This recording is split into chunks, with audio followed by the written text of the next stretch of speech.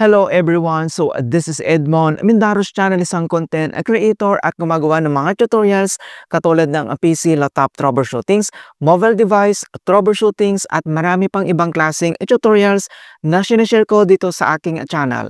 At kung bago ka lang sa aking YouTube channel, so please huwag mong kakalimutan mag-like, share at subscribe. I-click mo na rin yung bell notifications para ma-update ka sa aking mga bagong videos and tutorials. So sa video ito ay pag-uusapan natin at i-guide ko kayo on how to change and forgot MPIN code on your Connect to Card app settings.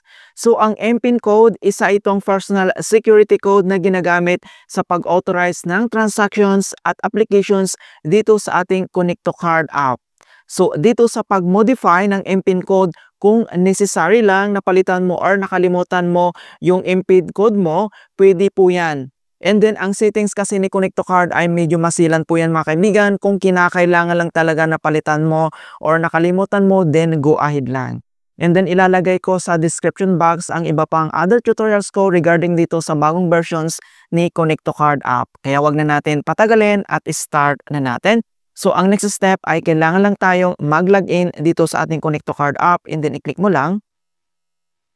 So dito sa pag-login ng ating Connect to Card app, so may dalawang option dito na pwede mong gawin. So either login with password or login with biometrics.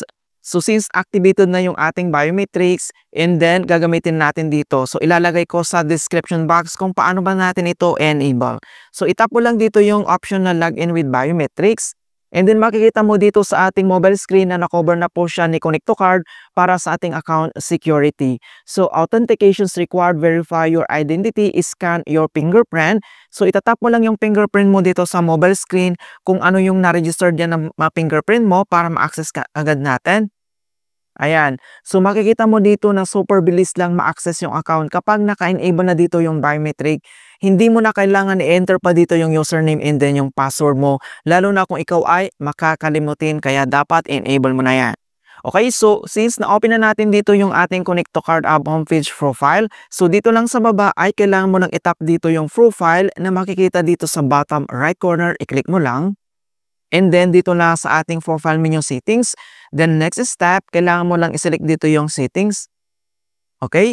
So dito sa settings ay makikita mo na dito yung other option na pwede mong gawin like change password or enable mo lang yung biometrics login. So since ituturo ko sa inyo kung paano ba tayo mag-change and then mag-forgot MPIN. So una, ito yung change MPINs. Modify your personal identifications number MPIN for secure transactions. Enter your current MPIN, then create a new MPIN. Kung paano tayo mag-change ng MPIN dito, i-click mo lang yung change MPIN. Ayan, and then change MPIN, please input current MPIN. So i-enter mo lang dito yung current mo na ginagamit na MPIN para kung gusto mo magpalit ng bago. So enter mo lang dito yung 6-digit na MPIN current code mo and then i-follow mo lang yung prompt instructions and then i-retype mo lang dito yung or i-enter mo lang dito yung bagong MPIN code mo and then i-retype mo lang siya. Ganun lang po kabilis mga kaibigan. So since ang settings ni Connect to Card medyo masilan po yan mga kaibigan, kung kinakailangan lang napalitan, go ahead lang.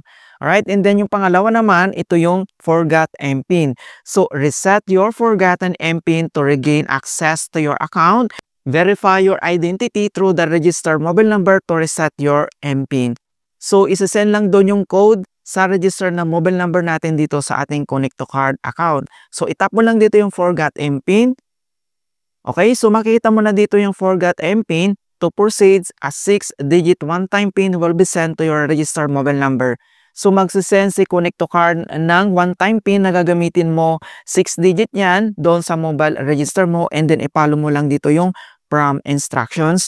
So are you sure you want to continue to forget MPIN? Itap mo lang dito yung continue and then kapag na-receive mo na yung 6-digit na MPIN code na yon, i-enter mo kaagad dito and then i-continue mo lang, i-follow mo lang yung prompt instructions. Napakabilis lang talaga naman itong sundan mga kaibigan.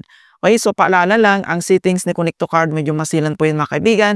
Kung kinakailangan mo lang magpalit or mag-change, and then pwede mo yan gawin. Kasi minsan nahihirapan tayo mag-login dito, di ba?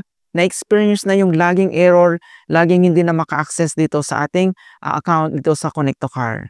Alright, kapag okay na, and then ganun lang po kasimple mga kaibigan. In hope na nakapagbigay ako ng konting kaalaman at guide tungkol sa Connect to Card app tutorials. Thank you guys and see you in my next tutorials.